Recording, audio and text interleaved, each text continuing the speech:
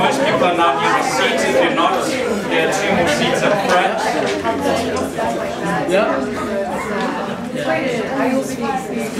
Can we get started, please? Thank you. Welcome, everyone. Nice to see such a good turnout. I'm going to circulate the register of ideas. You are obliged to attend 3 seminars per semester.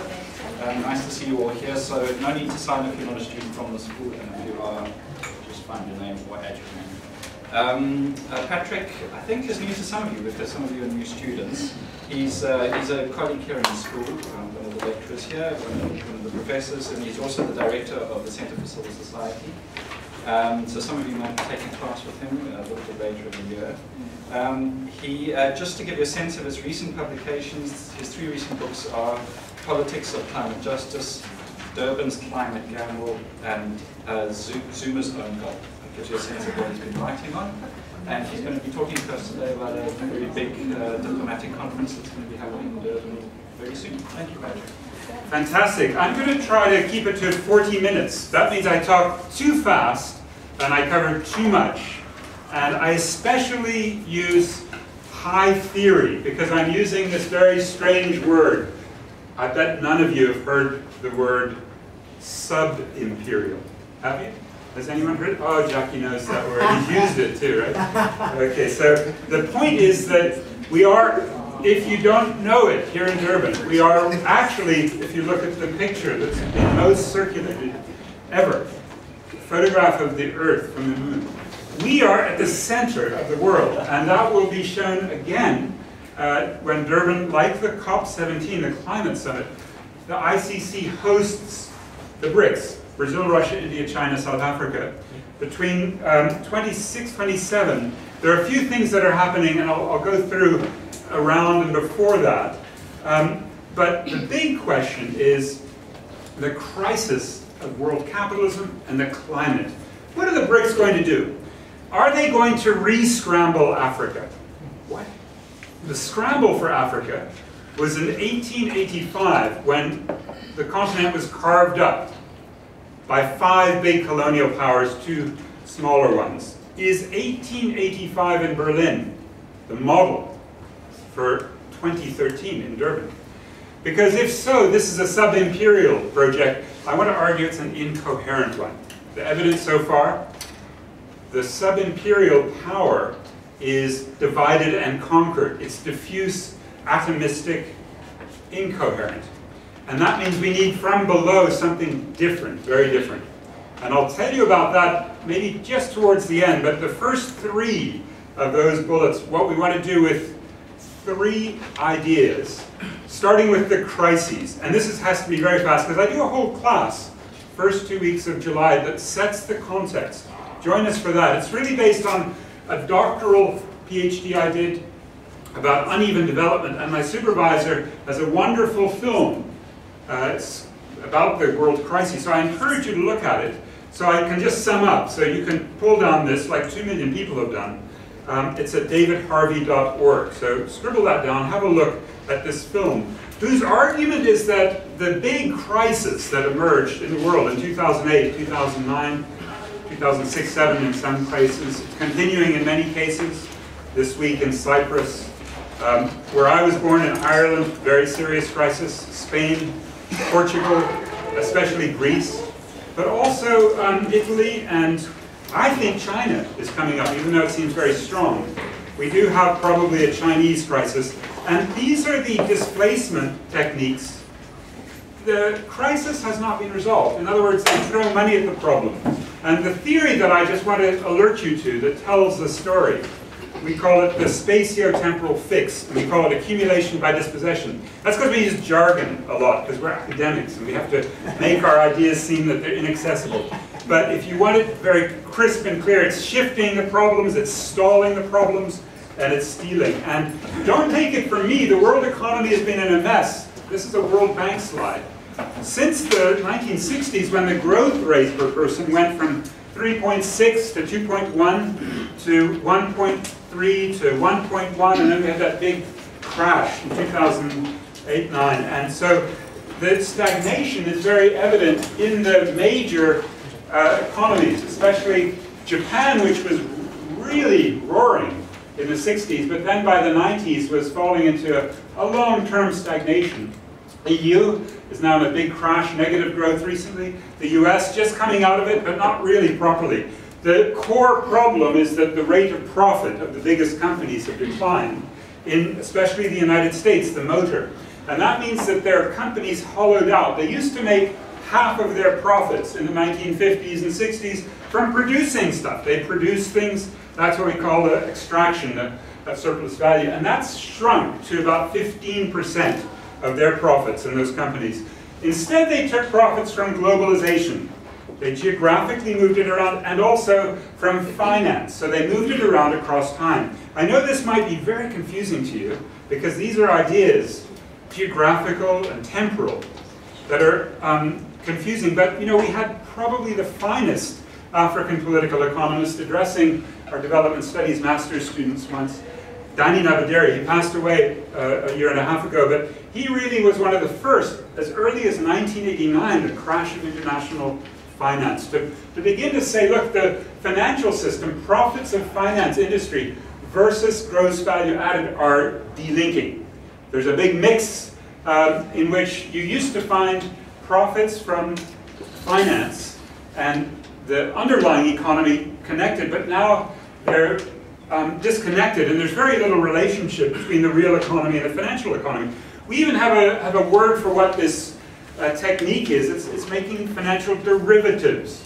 You know, it's not the original value that's being represented by a financial instrument, it's some derivative of it. And you can just see it's out of control. That means your secondary markets for the exotic financial instruments related to some underlying value is bearing very little relationship anymore. And therefore this is very risky, and it was the basis for a lot of financial gambling that brought the banks down, including in the US real estate market. That's why we had that big crash. That was a symptom. When that happened, the Federal Reserve threw money at the problem. They call it quantitative easing. That's the United States Fed.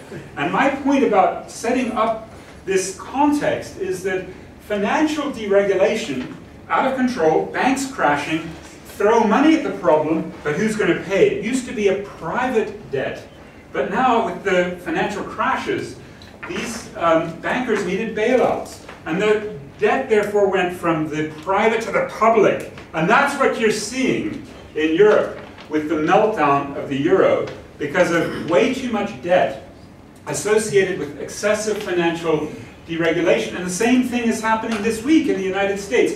You've heard that Barack Obama is having to make $85 billion in cuts, and that's in his budget, and that's because of this shift that the US spent way too much money bailing out banks and went into debt to try to stimulate the economy, and now is having to make terrible cuts that will shrink the world economy. And that means what we thought might have been a recovery from real estate after a terrible bubble in the US.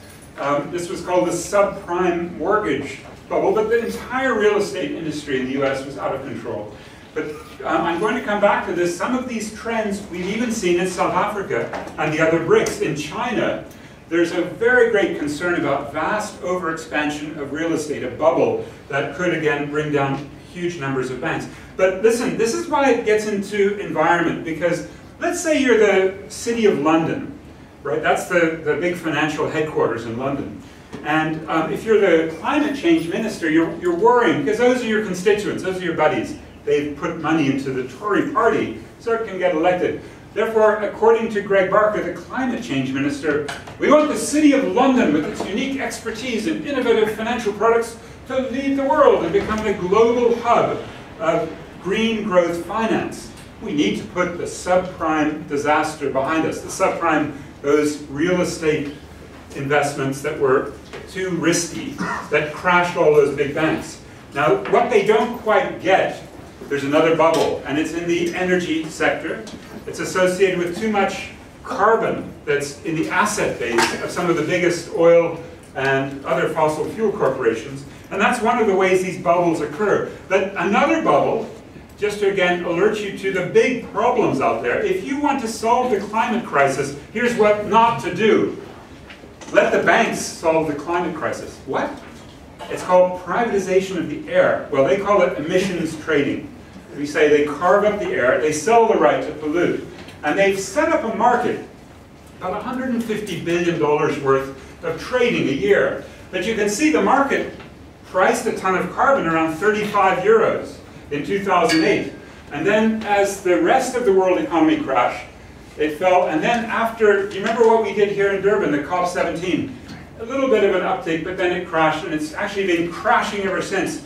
In other words, this technique of letting banks, with all of the risk involved in their activities, try to address the climate crisis isn't working, and we aren't even at the point where we can finance renewable energy using these carbon trading markets. The whole point of setting them up was to try to shift from dirty fossil fuels to renewable energy or other forms of climate mitigation. Now, the problem here is that the BRICS have somehow latched onto this idea of emissions trading. And did you hear Pravin Gordhan?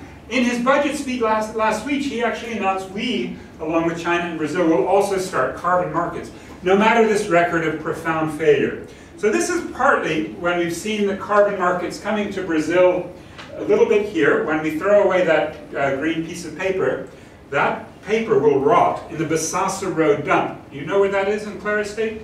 And the methane coming out will be turned into electricity. It's part of the so-called CDM, Clean Development Mechanism. You can see where the money is really flowing for these projects, but they're not working. And when China, Brazil, and India, until last year, had the vast majority of these, and when, for Africa, in our recent report, CDM, we've renamed, cannot deliver the money. It isn't flowing into Africa. The system that now exists to try and channel finance and to try and channel all of these crises into constructive routes, let's call it global environmental governance, it's failing as much as is global financial governance, and in other words, restructuring world architecture. Listen, what I'm trying to sum up is, in a context of stagnation, declining growth, big crises, only uneven development makes it look like there's some prospect for world capitalism. And the capitalism that's growing is mainly China and India. So let's move now to this role that these big five, well, four big ones, one medium one. Is it, as Lula says, a new global economic geography? Or is it overrated? I mean, if it were new, why didn't they start immediately with a variety of the other middle-income countries that have very similar characteristics? I mean, Mexico's huge, much bigger than South Africa, and has a much bigger economy. Nigeria could be there, Egypt, Turkey, Indonesia, Vietnam, Bangladesh, Pakistan, South Korea, the Philippines. The whole notion of a semi-periphery in the world economy really could be brought under one roof. And they've got various kinds of geopolitical formations, the G77, that have tried in the past to bring countries together. The most important maybe was the NAM, the non-aligned movement. Even South Africa chaired it. But they never really were able to put up a big fight against capital. And that's the question. Will they fight, or will they join? And this man thinks they'll join. That's why we have something called BRIC. The original Brazil, Russia, India, China network came because Goldman Sachs, probably the most powerful bank in the world, out of New York and his office in London, they said, look, we want to see a revitalized world capitalism. The BRICS of the 21st century would be these four, and then South Africa was added as China requested in 2010. The problem with this bank and this man is that they get it wrong all the time. This is Goldman Sachs, called the Great American Bubble Machine. They're the ones generating fake hopes, for example, in energy. They promoted this company called Enron and turned a sleepy oil market into a giant betting parlor. How about housing? They scammed housing investors, as Matt Taibbi's article puts it, by betting against its own crappy mortgages, and then brought the world financial system down. If America is now circling the drain, Goldman Sachs has found a way to be that drain. Okay, this is the company that is also behind the carbon trading that I mentioned before as a key motor force. So let's put it this way. They don't have a very good record, do they? So they've been betting on BRICS. And there's a good reason, because if you go through these five countries, you find a lot of land, a quarter of the world's.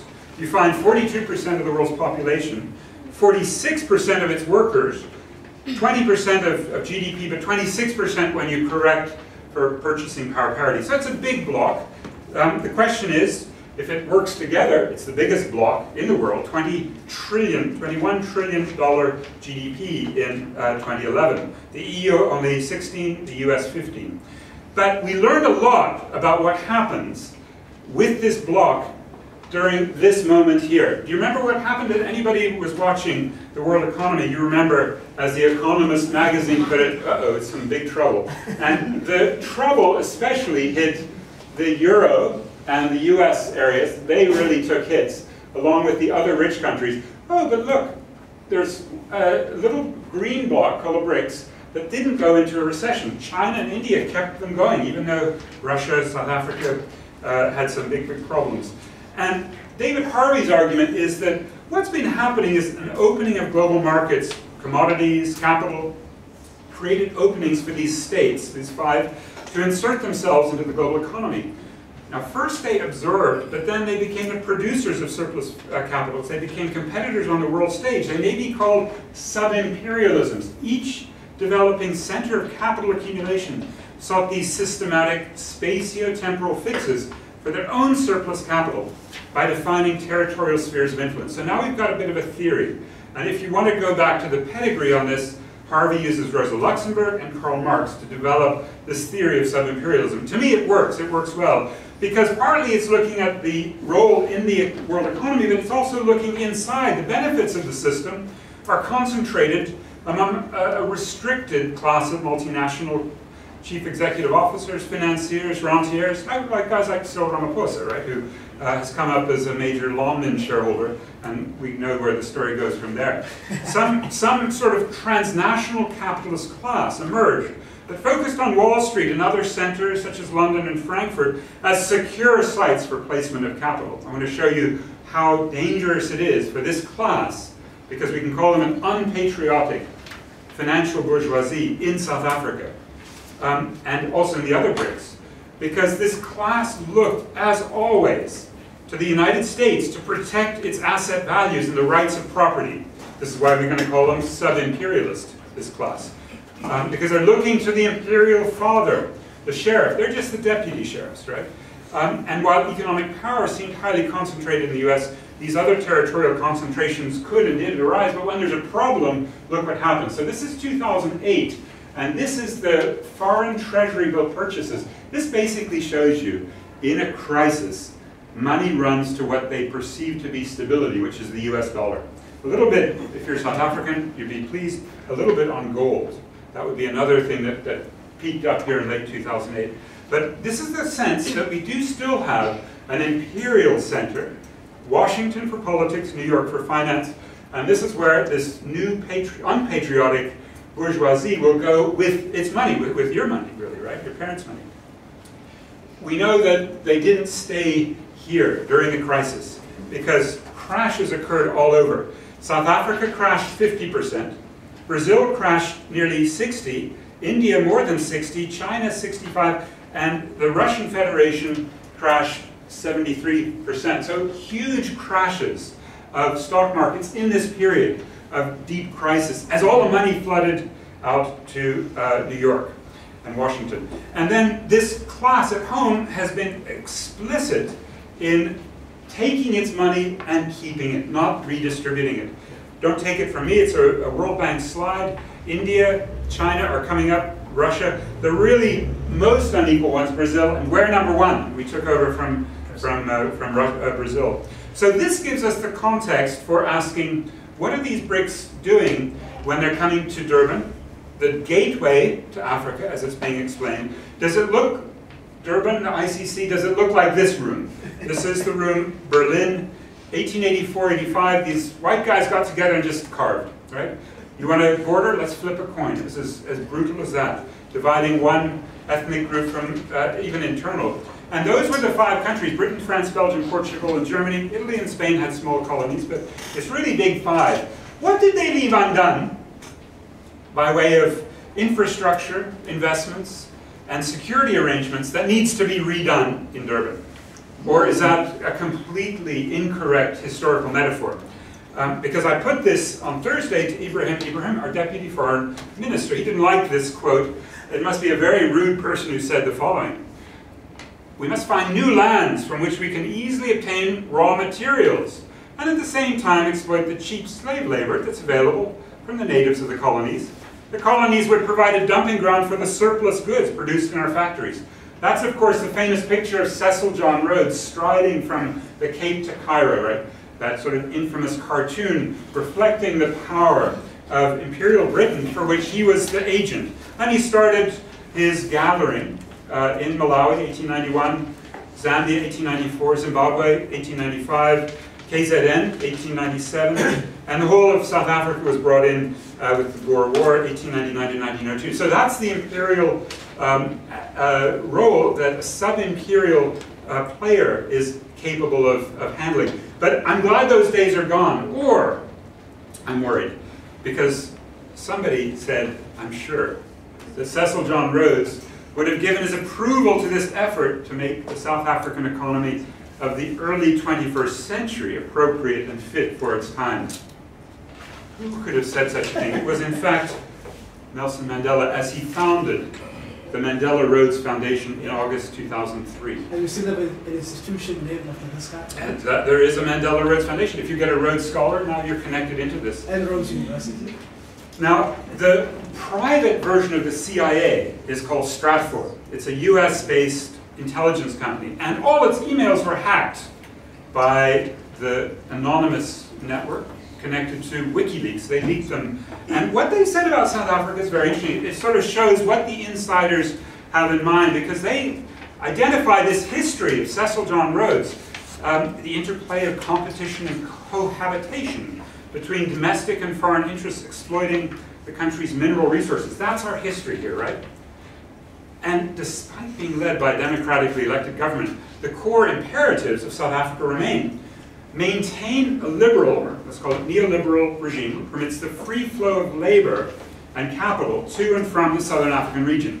And it's true, the ANC did liberalize a great deal, and many of you who are from the region are here with more ease, even though there's xenophobia, than it was under apartheid. The liberalization, so as to support a regional economy still centered on minerals, unless you're, say, a Mozambican taxi driver in Davidson, you run foul of the police and they do their thing. We know they do it down at Cato Manor, just down there, 50 executions. Unless you're in that circuitry, you are, I think, quite worried about the way in which, let me call it a sub-imperial grab is occurring. If you're part of it, if you're Cyril Ramaphosa and you're getting longmen workers from Mozambique, from Lesotho, that's fine.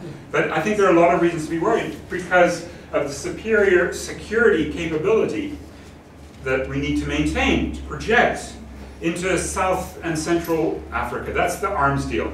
And that's what's corrupted the top officials in the society, right?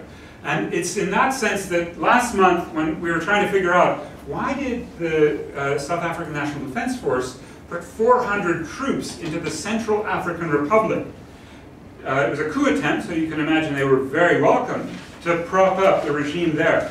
And the answer is we have assets there that need protection. Khadija Patel did an interview and found Deputy Foreign Minister Ibrahim, who, as I said, I debated the other day, referring to minerals. And I asked him in this big meeting and saying, is that what you meant? He said, no, I meant arms. And this is the guy that they propped up, Francois Bozeze. And he was a classic venal dictator who then arranged an election. But this is, I think, what Stratfor means, the extension of South African power into the region. You will find that this is so obvious that it requires denial. And this is what happened on Monday. Alex Russell, the Financial Times reporter, did a big interview in which our president basically warned against the West's colonial corporates. And I think they need this at this stage. You're going to hear lots of nationalist and anti-imperialist rhetoric. I think they need now, given that they're doing more or less the same things with different partners, but similar extractive processes, repressive processes. They need to talk left so they can walk right. So you're going to hear that. Remember, Mbeki was so brilliant at doing that with his spiel he learned in Moscow. And if you then say to them, wait a minute, you're not being anti-imperialist, you're being sub-imperialist, we need now to explore, what is that word? Because I don't think, aside from Jackie, you guys have heard it, have you? It goes back nearly 50 years. In Brazil, under a dictatorship, Roy Mauro Marini described it as such. I think he's the first person to use that word, but I bet you it's going to be more popular as we learn more about BRICS. It's not a question of passively accepting North American power, Marini said. That's correlation often leads to that result. But it's collaborating actively with imperialist expansion, assuming in this the position of a key nation. So here's imperialist expansion, and this is the best case because the man is half African, right? He's got Luo parents from Kenya, and he came in with great hopes for democracy and civil society and some stern words for the dictators of the continent. But I'm going to argue that imperialism looks at Africa hungrily because of our resources, and that means collaborating actively with the United States is going to be a big problem, because although 4 tyrants at the list of Barack Obama's main allies in extracting resources are no longer with us, thank goodness. Ben Ali in Tunisia, overthrown 2 years ago. Mubarak, overthrown 2 years ago. Gaddafi, overthrown, partly popular uprising, partly the NATO bombers.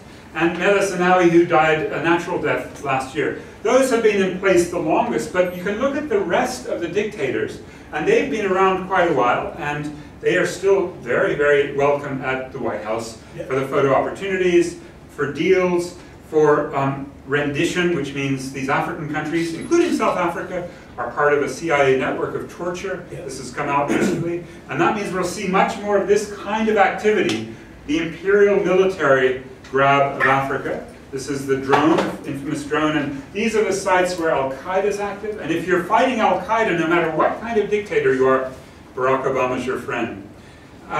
The other thing they want is the oil, and this is where most of the African oil is, stretching here, but especially the Gulf of Guinea, and there's going to be some new oil just finding in the DRC, Uganda, some on the east coast. So we'll see this African strategy move, and of course not just oil, but this is the mineral wealth of the continent that we know about. South Africa having the most of it, platinum group. So this is where the prize of Africa is, and it needs more coherence, because useful Africa, as it's put by Le Monde Diplomatique, means not flowing capital in, but as Jim Ferguson puts it, skipping and hopping and jumping where the resources are on this chart. Right? These are the sites where BRICS is going to say, well, wait a minute, now how about those rail lines? Are they moving to the mines and to the ports quickly enough? This was the 1885 project, right? Is it still working? Marius Fransman, our other deputy foreign minister, says, our presence in BRICS would necessitate us to push for Africa's integration into world trade. We're actually already the most integrated continent, trade per GDP. The Development Bank of Southern Africa's Michel Reiters. Our main focus is financing large infrastructure projects. We find a lot of blockages around infrastructure delivery. So they need a bank to do this, to finance the infrastructure. That's what's going to be announced here, a $50 billion bank. And they have 5 precedents, the DBSA, China Development Bank, the BNDES, the big Brazilian bank, 4 times larger than the World Bank, a Russian bank, and an Indian bank. Let's quickly ask, what is the precedent? Because I'm worried, this is the DBSA already gearing up. Did you see that they got 7 billion rand recapitalization from Pravin Gordhan last week? Huge amount. It hasn't been discussed, I'm not sure why.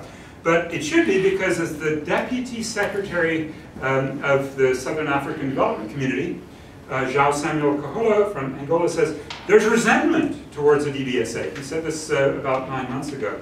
In certain quarters, because it's in South Africa, South Africa is the only shareholder. SADC has no say in what the DBSA does, although the bank works on a bilateral level. We need our own bank. So here's SADC saying the precedent for a BRICS bank in our region, the DBSA, Development Bank of Southern, no thanks. Well, it is a really weird bank, and I've been watching it a number of years. It was an apartheid bank. And it was called Southern Africa because it made loans to the homelands, right? The old KwaZulu Bantustan. Yep. Patrick Dlamini is the new CEO. He admitted last year they lost 370 million rand. They lost it in what they call equity investments, investments in the stock market. Wait a minute, the stock market went up 23%. How did they lose 370 million? Anyway, they're admitting they've been shoddy. We can no longer allow DBSA to be associated with shoddy work. And what is shoddy? Maybe you take as the head of Development Bank International a man whose only qualifications at a tertiary level are getting an optometry degree from the old UDW. Well, I agree that there were some extremely good optometrists. My own optometrist has the same degree. Whether this man called Mo Sheikh, from the family you know was part of the corruption of our president, whether that man should be the main bureaucrat who is dedicated to this development bank role, which is the international outreach, I don't know. I asked that of Ibrahim. He was diplomatically quiet. But I think these words, integration, blockage, and shoddy, and no say, mean we have such a ridiculously resource-cursed region that we're going to find much more extractivism, so-called Dutch disease. The profits, like Longmans, Anglo-Plat, BHP Billiton, the biggest companies, they don't keep their money here, they export them to London or Melbourne. And that gives us a horrible current account deficit. That's going to corrupt our politics. We know from Marikana, we know if you're Zimbabwean from Morangi, what the resource curse does.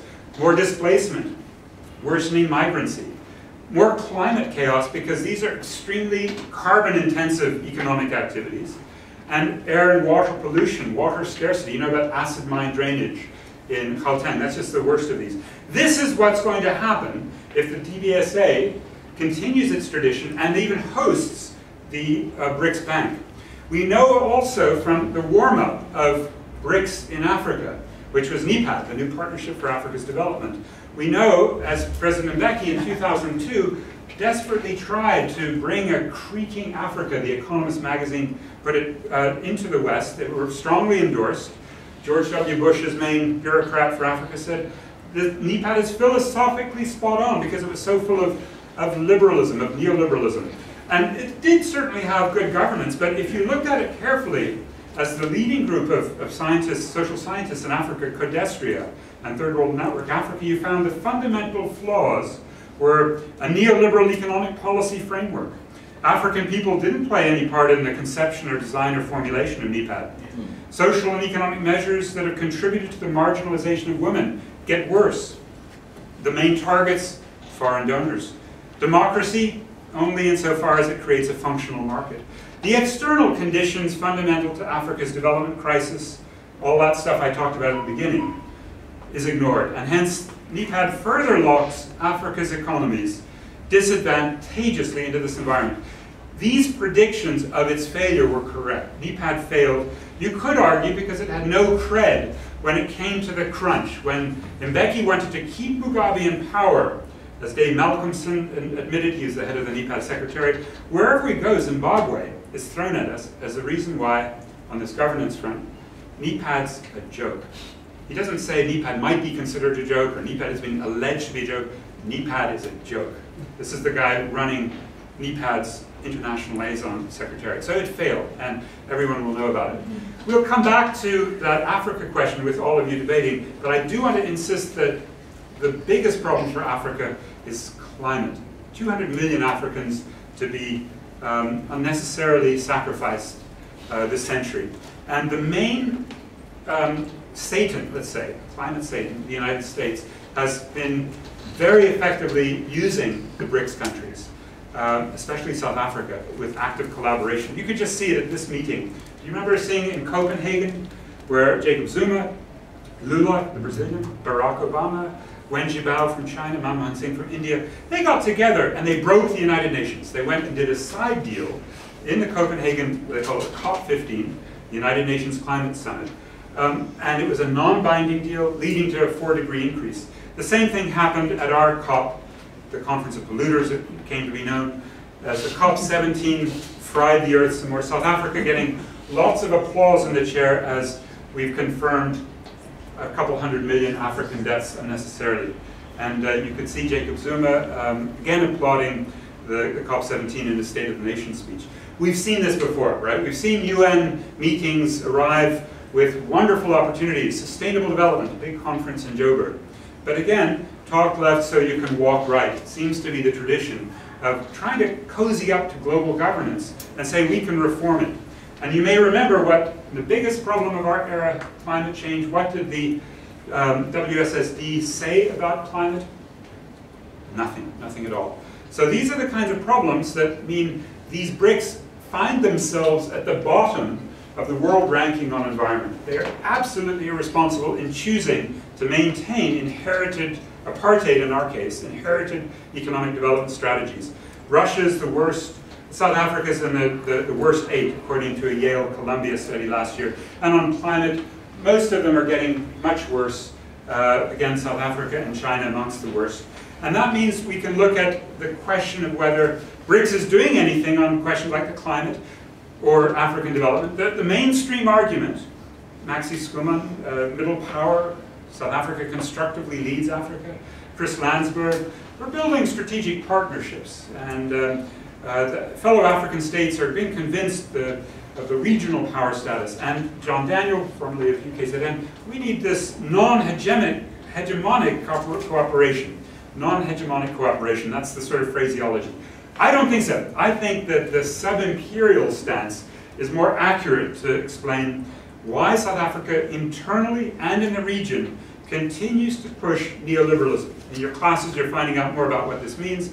Sometimes there's tokenistic welfare, they'll throw some child support grants. Sometimes you can struggle for AIDS medicines and get those funded. It's harder in Durban at the moment because of the shrinkage of money. It's also important as a regional platform for accumulation. Third, legitimation of the Washington Consensus institutions. Refinancing the IMF with $75 billion. Fourthly, deputy sheriff duty, militarily. And fifth, you sometimes need these guys to talk left so they can walk right. So practical conciliation with overall world power can be accompanied by very radical rhetoric. Unlike the man who died yesterday, Hugo Chavez, from Venezuela, who really did challenge Washington, and they were participant in coups. These are useful idiots. These are deputy sheriffs who do the duty. They do it in the region, corporations through extraction, the deindustrialization of our regional neighbors using retail capital, ShopRite, Checkers, soon Walmart, NEPAD and the African peer review mechanism, land grabbing, neo-colonial infrastructure, bilateral investment treaties. But I want to just focus for a minute on this example where Pravin Gordhan gave $2 billion, now it's about 18 billion rand, to the IMF last year, on the condition that they become more nasty. Here's the MoneyWeb September 2011 transcript. Many African countries went through hell in the 70s, Pravin Gordhan was asked. Are you going to try and insist that there's similar conditionality for Europe? Absolutely, says our finance minister. The IMF must be as proactive in developed countries as it is in developing countries. The days of this unequal treatment and the nasty treatment, if you like, for developing countries and politeness for developed countries must pass. So what you see is our money and our legitimacy given to the popular ruling party transferring into structural adjustment for the people of Ireland, Portugal, Spain, in other words, poor and working people being explicitly oppressed because the mandate of the IMF for the $75 billion, indeed a $750 billion recapitalization 4 years ago when the world economy was in big trouble. Who led that? The then Finance Minister Trevor Manuel. I would argue the BRICS agenda is not to break the chains of global apartheid but to polish them. Another example is the power relationships in these institutions. This is a letter that confesses that as China, Russia, India, Brazil, and a tiny bit from South Africa, the investments in the IMF increased, so then did its quota, its ability to vote. Who loses? Not Europe, not the US, Africa. Africa's gotten progressively weaker in terms of its voice in the IMF because of the BRICS. And the same internal incoherence where India, Brazil, and South Africa have been asking for membership in the UN Security Council, the sort of overarching committee to guide imperial activity in the world. And China and Russia are on that committee, and they won't let India, Brazil, and South Africa join because it'll weaken their power. So I'm going to argue that mostly we have incoherent sub-imperialism. South Africa is the most neoliberal, and they brag about it. This is a man, Daniel Manale from the South African Reserve Bank, saying, what reflects our country's best interest? Financial liberalization, reform in the IMF. We're aligned with emerging market, but financial transactions tax, in other words, putting a tax on banks? No, we oppose. We oppose that, and we're supported by the US, is what that means. South Africa is aligned with the US on climate finance. This is really terrible, because there was supposed to be $100 billion And the head of the fund to administer it is a South African. It's based in Korea. So this is the sort of alliances we see that meant when we had a chance to change the leadership of the World Bank last year, the IMF the year before. In the case of the World Bank, South Africa's candidate exactly a year ago to be the president, Ngozi Okonjo-Iweala. Nobody in the room is Nigerian, but if you are, you know that you started something a year ago called Occupy, because Ngozi, working with Christine Lagarde, the IMF managing director, doubled the petrol price, took off the subsidy. And there was nearly a revolution. It's called Occupy Nigeria. Some of our friends there said, yeah, we should make her the World Bank president. You can have Occupy the world then. Instead, the Brazilians chose a left-leaning political economist, Jose Antonio Ocampo, and the Russians joined the US in supporting a United States citizen, Jim Yong Kim, who became the World Bank president. So I think this is a kind of a fake power block. It's divided and conquered sub-imperialism, with a hierarchy that suggests internal conflicts are getting serious.